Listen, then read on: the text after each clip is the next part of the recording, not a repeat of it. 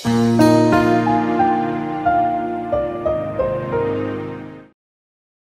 করিম সাল্লাল্লাহু আলাইহি ওয়াসাল্লাম বলেন, তোমরা তো দাবি করবে আমাকে মুহাব্বত করো, তাহলে আমার মুহাব্বতের মাপকাঠি কি?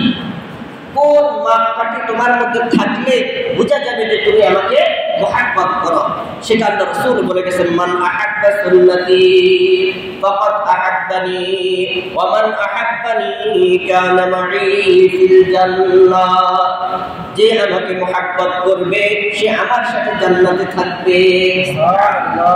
আর আমার মুহাব্বতের মাপকাঠি হলো আমার সুন্নাত। যে আমার সুন্নতের ইত্তেবা করবে, অনুসরণ করবে, বোঝা যাবে সে আমাকে মুহাব্বত করে। আর যে আমাকে মুহাব্বত করে কিয়ামতের দিন জান্নাতে সে একসাথে আমার সাথেই থাকবে। সুবহানাল্লাহ। কি আমরা আল্লাহ রাসূলের সাথে একসাথে জান্নাতে থাকার আশা রাখি না? ইনশাআল্লাহ আমরা আশা রাখি জান্নাত আল্লাহ রাসূলের সাথে একসাথে থাকবো ইনশাআল্লাহ। তাহলে শর্ত হলো কি? রাসূলের সুন্নতের ইত্তেবা করতে হবে, অনুসরণ করতে হবে, এর বিকল্প নেই।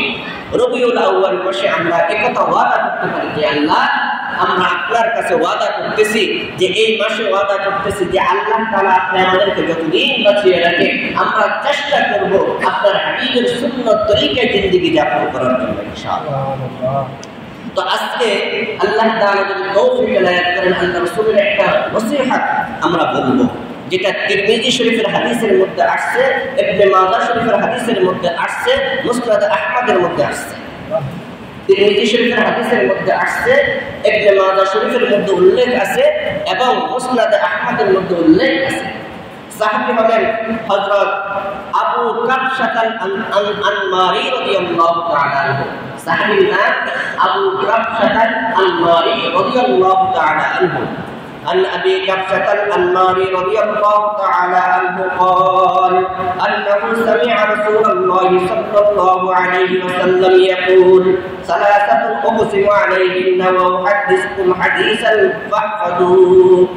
حضرت আবু কাবশাত আল-আনমারি রাদিয়াল্লাহু তাআলা আনহু বলেন, আমি রাসূল করিম সাল্লাল্লাহু আলাইহি ওয়াসাল্লাম থেকে একটা হাদিস শুনেছি, এই হাদিসটা আমি তোমাদেরকে বলতেছি।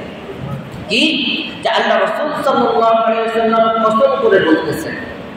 দেখেন, রাসূল করিম সাল্লাল্লাহু আলাইহি ওয়াসাল্লামের কসমের কোনো দরকার নাই, তিনি এমনি সত্যবাদী ছিলেন। তার দুশমনরাও স্বীকার করতেন যে তিনি সত্যবাদী, জিন্দেগির মধ্যে কখনো তিনি মিথ্যা কথা বলেননি। তো রাসূল করিম সাল্লাল্লাহু আলাইহি ওয়াসাল্লামের কসম করার কোনো দরকার ছিল না, কিন্তু উম্মতকে কথাটার প্রতি গুরুত্ব দেওয়ার জন্য আল্লাহ রাসূল কসম করেছেন। মাঝে মাঝে কসম করার দ্বারা কথাকে গুরুত্ব বোঝানো হয়। তো রাসূল করিম সাল্লাল্লাহু আলাইহি ওয়াসাল্লাম গুরুত্ব বোঝানোর জন্য কসম করলেন যে সালাসাতুল উকসিমু আলাইহিন্না, তিনটা বিষয়ের ব্যাপারে আমি কসম করতেছি যে এই তিনটা বিষয় যদি তোমরা করো তাহলে ইনশাআল্লাহ তোমরা এর ফল পাবে। ওয়া উহাদ্দিসুকুম হাদিসান ফাহফাযু, এরপরে একটা উপদেশ আমি তোমাদেরকে দিই, এই উপদেশ যদি তোমরা, এই উপদেশটা তোমরা সংরক্ষণ করবে। বললো যে আমি তোমাদেরকে তিনটা কথা বলি কসম করে, আর একটা উপদেশ দিই, এই উপদেশটা তোমরা কি করবা? সংরক্ষণ করবা। তিনটা কথা কি? ওয়ালামা নাকাসা মালু আবদিন মিন সাদাকাতিন, মা নাকাসা মালু আবদিন মিন সাদাকাতিন। কবরে রাখবা, দান করলে কখনো তোমার মাল কমবে না। সুবহানাল্লাহ। দান করলে কখনো তোমার মাল কমবে না, কারণ শয়তান তোমাদেরকে ওয়াসওয়াসা দেয় দান করার দ্বারা মাল কমে যায়। আল্লাহ তাআলা হাবিব বলেন, খবরদার আমি তোমাদেরকে কসম করে বলতেছি, আল্লাহ রাসূলের তো কসম করার দরকার নাই, তারপরেও বলতেছেন আমি তোমাদেরকে কসম করে বলতেছি, খবরদার যে কৃপণতা করো না, বরঞ্চ দানের দ্বারা তোমার মাল বাড়বে, কমবে না। সুবহানাল্লাহ। কোরআনে কারীমের মধ্যে আল্লাহ রাব্বুল আলামিন দৃষ্টান্ত দেন, মাতালুল লাযীনা ইউনফিকুনা ফী সাবিলিল্লাহি কামাসালি হাব্বাতিন আম্বাতাত সাবআ সানাবিলা ফী কুল্লি সুম্বুলাতিন মিআতু হাব্বা। আল্লাহ তাআলা বান্দাদেরকে উদাহরণ দিয়ে বুঝাচ্ছেন, তো দেখো তোমার কাছে একটা বীজ আছে, একটা দানা আছে, একটা বীজ আছে, এটাকে যদি জমিনের মধ্যে রোপণ করো এর মধ্য থেকে 10টা ঢাল বের হলো, শাখা বের হলো। কয়টা? অর্থাৎ একটা গাছ উঠলো, এই গাছের মধ্য থেকে 10টা শাখা বের হলো, আর একটা ডালের মধ্যে 100টা করে ফল ধরলো। তাহলে কত হলো? 100। রুকলা কয়টা? একটা। হলো কয়টা? 100।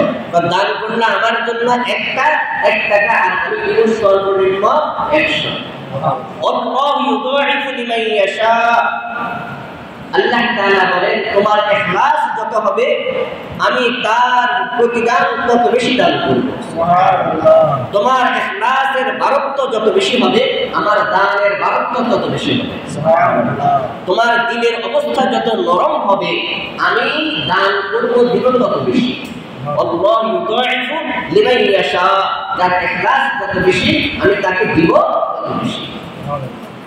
হাদিস শরীফের মধ্যে আছে তোমার কোন অপরাধের কারণে, অন্যায়ের কারণে, গুনাহের কারণে তোমার মাথার উপর আযাব চলে আসছে, তখন যদি তুমি আল্লাহর রাস্তায় কিছু দান করে দাও সাথে সাথে তোমার উপর থেকে আযাব দূরে সরে যাবে। সুবহানাল্লাহ। তো রাসূল বলেন 1 নাম্বার মা নাকাসা মালু আবদিন মিন সাদাকাতিন, দানের দ্বারা কখনো মাল কমবে না। 2 নাম্বার ওয়ালা যুলিমা আব্দুল মাসলামাতান ফাসাবারা আলাইহা ইল্লা যাদাহুল্লাহু ইজ্জান। আল্লাহ রাসূল বলেন কেউ যদি তোমার উপর জুলুম করে, কেউ যদি তোমার উপর অবিচার করে, অন্যায় করে, অত্যাচার করে, আর তুমি তার প্রতিশোধ নিতে সক্ষম, তুমি তার প্রতিশোধ নিতে সক্ষম, এই সময় যদি তুমি সবর করো, ধৈর্য ধারণ করো, আল্লাহ তাআলা তোমার ইজ্জত বাড়ায় দিবেন। সুবহানাল্লাহ। কি আজীব কথা না? আল্লাহ রাসূল বলেন ওয়ালা যুলিমা আব্দুল মাসলামাতান ফাসাবারা আলাইহা ইল্লা যাদাহুল্লাহু ইজ্জান। কেউ যদি তোমার উপর কোনো প্রকার অন্যায় করে, অবিচার করে, অত্যাচার করে, অনাচার করে, আর তুমি যদি সবর করো তো আল্লাহ তাআলা তোমার ইজ্জত বাড়ায় দিবেন। এখানে আরেকটা কথা স্মরণ রাখবে, যদি কেউ জুলুম করে, যার প্রতি জুলুম করে, এ যদি আল্লাহ তাআলার কাছে দোয়া করে তো ওই দোয়া কবুলের জন্য আল্লাহ তাআলা কোনো মাধ্যম ব্যবহার করেন না। কেউ যদি কারো উপর কোনো জুলুম করে আর ওই যার উপর জুলুম করলো সে যখন দোয়া করে অন্যান্য আমলগুলো পৌঁছানোর জন্য ফেরেশতা থাকে, এটা পৌঁছানোর জন্য আল্লাহ তাআলা কোনো ফেরেশতার মাধ্যম দেন না, সরাসরি এটা আল্লাহ তাআলার আরশে পৌঁছে যায় এবং এটা সরাসরি আল্লাহ তাআলা নিজে ডিল করে। সুবহানাল্লাহ।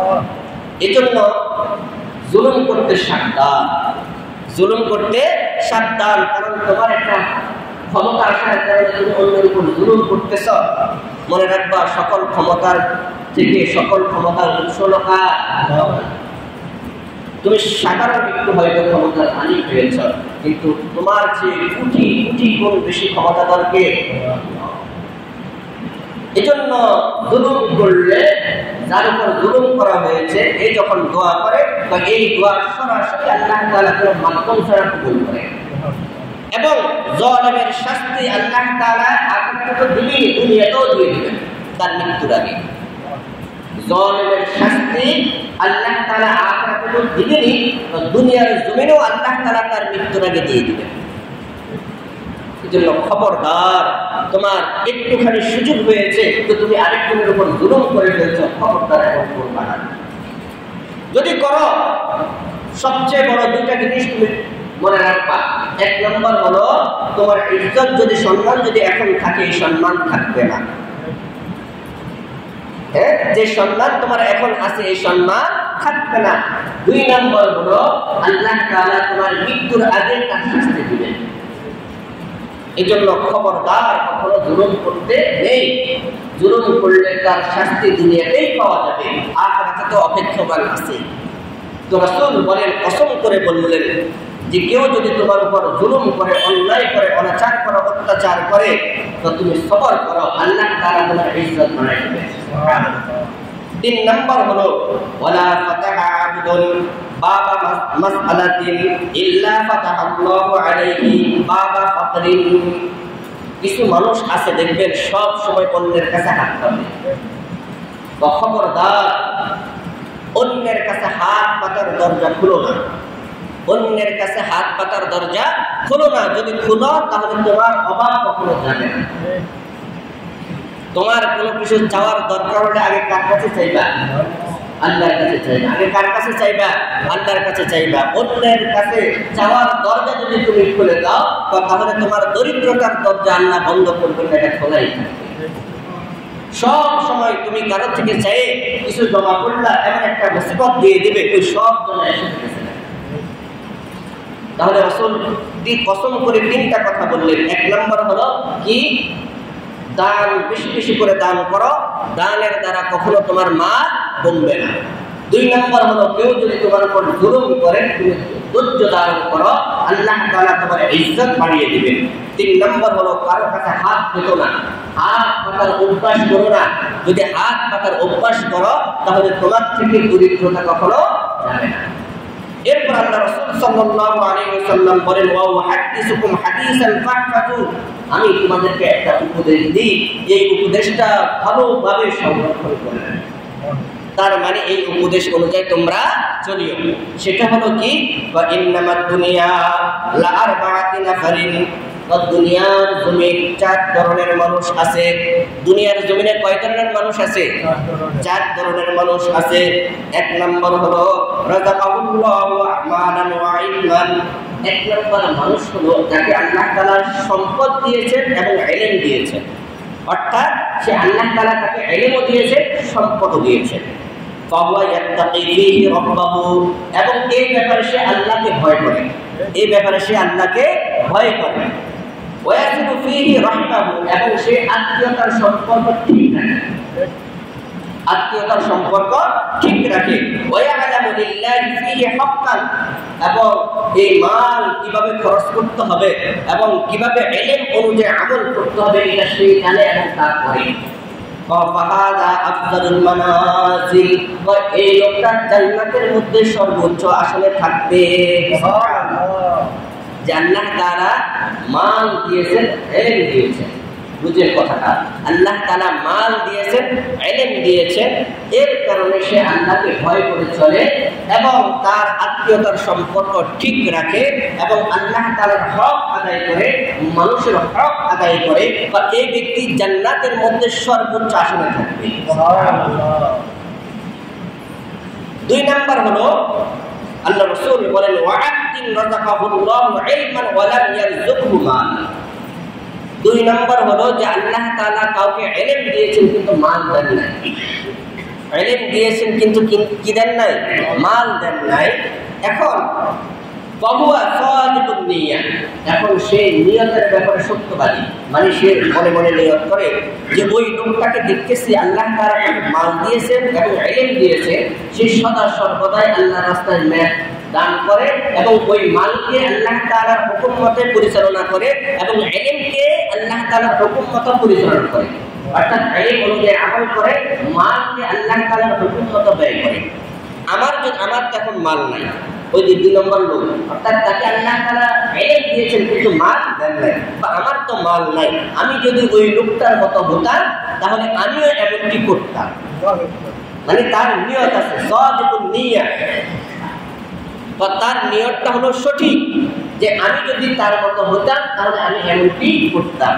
আল্লাহ রাসূল বলেন, ওই প্রথম ব্যক্তি যেমন করার কারণে জান্নাতের সর্বোচ্চ আসনে থাকবে, আর এই লোকটাও তার এই সাদিকুন নিয়্যা, সত্য একনিষ্ঠ নিয়তের কারণে এই লোকটাও জান্নাতের সর্বোচ্চ আসনে থাকবে। কয় শ্রেণী হলো? 2 শ্রেণী। আল্লাহ রাসূল বলেন 6 শ্রেণীর মানুষ। তাহলে কয় শ্রেণী হলো? 2 শ্রেণী। 3 নাম্বার হলো ওয়াআতিন রাযাকাহুল্লাহু মালান ওয়া লাম ইয়ারযুকহু ইলমান, আরেক শ্রেণীর মানুষ হলো যাকে আল্লাহ তাআলা মাল দিয়েছেন কিন্তু ইলম দেন নাই, দ্বীনের বুঝ দেন নাই, মাল দিয়েছেন কিন্তু ইলম দেন নাই। ফাহুয়া ইয়াহকিতু ফি মালিহি বিগাইরি ইলম না থাকার কারণে সে এই মালকে তার মন মতো করে ব্যয় করে, আল্লাহ তাআলার হুকুম মতো ব্যয় করে না, বরঞ্চ তার মনের মতো করে ব্যয় করে। আল্লাহ রাসূল বলেন, এই ব্যক্তি জাহান্নামের সবচেয়ে নিচে থাকবে। বিআহবাসিল মানাজিল ফাহাদা বিআহবাসিল মানাজিল, এগুলো জাহান্নামের সর্বনিকৃষ্ট মানুষ, জাহান্নামের সবচেয়ে নিচে থাকবে। বিআহবাসিল মানাজিল অর্থাৎ তাকে আল্লাহ তাআলা মাল দিয়েছেন, ইলম দেন নাই, না দেওয়ার কারণে সে এই মালটাকে আল্লাহ তাআলার হুকুম মতো ব্যয় করে না, বরঞ্চ গুনাহের কাজে ব্যয় করে, অশ্লীল কাজে ব্যয় করে, অনাচার কাজে ব্যয় করে, অন্যায়ের কাজে ব্যয় করে। তো এই লোকটা হলো জাহান্নামের সবচেয়ে নিচে থাকবে। 3 নম্বর। 4th নম্বর হলো ওয়া'আদিন লাম ইয়ারযুকহু মালান ওয়ালা ইলমান। 4th নম্বর ব্যক্তি যাকে আল্লাহ তাআলা মালও দেন নাই, ইলমও দেন নাই, মালও দেন নাই, ইলমও দেন নাই, কিন্তু সেই ফায়াকুলু লাউ আন্নানি মালান, এখন যদি সে নিয়ত করে আমার যদি মাল হতো তাহলে আমি ওই 3 নম্বর ব্যক্তির মতো চলতাম। অর্থাৎ যে ব্যক্তি অন্যায়ের কাজে, অনাচারের কাজে, জুলুমের কাজে, অবিচারের কাজে মাল খরচ করে, আমিও তার মতোই খরচ করতাম। যেমন গান বাজনা করে, অশ্লীল কাজ করে, অনাচারের কাজ করে, তো আমিও তার মতো করতাম। যে এই ব্যক্তি তার এই নিয়ত থাকার কারণে তার কিন্তু মালও নাই, তার কিন্তু ইলমও নাই, এই শুধু এই নিয়ত করার কারণে 3 নম্বর ব্যক্তির যে অবস্থা, এই ব্যক্তিরও সেই অবস্থা হবে। অর্থাৎ বিআহবাসিল মানাজিল, জাহান্নামের সবচেয়ে নিচে থাকবে, এগুলো সবচেয়ে নিকৃষ্ট মানুষ। তো রাসূল বলেন এই একটা উপদেশ আমি তোমাদেরকে বললাম, এটা তোমরা সংরক্ষণ করে রাখবা, কারণ মানুষের অবস্থা হলো 4টা। কয়টা হলো? 4টা। 1 নম্বর হলো তার মাল, আল্লাহ তাআলা তাকে মাল দিয়েছেন, রাযাকাহুমুল্লাহ, আল্লাহ তাআলা রিজিক ব্যবহার করছেন, তার মানে আল্লাহ তাআলার পক্ষ থেকে মাল পাওয়া এটা অনেক বড় আল্লাহ তাআলার দান, ইহসান। এর আগেও আমি আপনাদেরকে বলেছি মাল কার জন্য রহমত, কার জন্য গজব, মনে আছে আপনাদের? মাল পাওয়ার পরে যদি দেখেন আপনার দিলের অবস্থার মধ্যে কোনো পরিবর্তন নাই, আপনি আকাশে উড়েন না, বরঞ্চ জমিনেই থাকেন, আপনার মধ্যে কোনো পরিবর্তন নাই, নিজেকে কোনো বড় বড় মনে হয় না, তাওয়াজু আছে, বিনয় আছে, তাহলে এই মাল আপনার জন্য রহমত। আর যদি মাল পাওয়ার পরে আপনি কেন জানি মনে হয় যেন আকাশে উড়েন, মানুষকে মানুষ মনে হয় না, কেন জানি অন্যদের থেকে নিজেকে আলাদা মনে হয়, এই মাল আপনার জন্য জান্নাত গজবের কারণ, জাহান্নামে যাওয়ার কারণ। তো আল্লাহ তাআলা যদি কাউকে মাল দিয়েছেন এবং ইলম দিয়েছেন আর সেটা আল্লাহ তাআলার হুকুম অনুযায়ী ব্যয় করে, তো এই লোকটা জান্নাতের সর্বোচ্চ আসনে থাকবে। সুবহানাল্লাহ। আরেক শ্রেণীর মানুষ যাকে আল্লাহ তাআলা ইলম দিয়েছেন কিন্তু মাল দেন নাই, কিন্তু তার নিয়ত সঠিক যে আমার যদি মাল হতো তাহলে ওই মানুষটার মতো আমি হতাম। ওসমান রাদিয়াল্লাহু তাআলা আনহু, হযরত আবু বকর সিদ্দিক রাদিয়াল্লাহু তাআলা আনহু, যে তাদের মতো করে আমি দান সদকা করতাম। বা এই লোকটা ওই প্রথম শ্রেণীর মতো মাল না থাকলেও এই জান্নাতের নিয়ত সঠিক থাকার কারণে জান্নাতের সর্বোচ্চ আসনে থাকবে। 3 নম্বর হলো যাকে আল্লাহ তাআলা মাল দিয়েছেন কিন্তু ইলম দেন নাই, যার কারণে এই লোকটা আত্মীয়তার সম্পর্ক ঠিক রাখে না এবং মালকেও সঠিকভাবে আল্লাহ তাআলার হুকুম মতো ব্যয় করে না, বা এই লোকটা হলো বিআহবাসিল মানাজিল, জাহান্নামের সবচেয়ে নিচে থাকবে। এরপরে 4th নম্বর হলো যাকে আল্লাহ তাআলা মালও দেন নাই, ইলমও দেন নাই, আর সেই ভাবতেছে আমি যদি মাল যদি আমার থাকতো তাহলে আমি 3 নম্বর ব্যক্তির মতো হতাম। অর্থাৎ গুনাহের কাজে আমি মাল খরচ করতাম, অনাচারের কাজে আমি মাল খরচ করতাম, আমি প্রভাবশালী ব্যক্তির মতো যা করে আমি তাই করতাম। তো এই লোকটাও ওই ব্যক্তির মতো মাল এবং ইলম না থাকার পরেও এই লোকটা 3য় শ্রেণীর ব্যক্তির মতো বিআহবাসিল মানাজিল, জাহান্নামের সবচেয়ে নিচে। এখন আমি আর আপনি চিন্তা করে দেখেন আমরা কোন স্তরে আছি। রাসূল তো মানুষের মধ্যে 4টা স্তর করছেন, 4টা স্তরের মধ্যে 2টা শ্রেণী করছেন, একটা হলো জান্নাতি আর একটা হলো জাহান্নামী।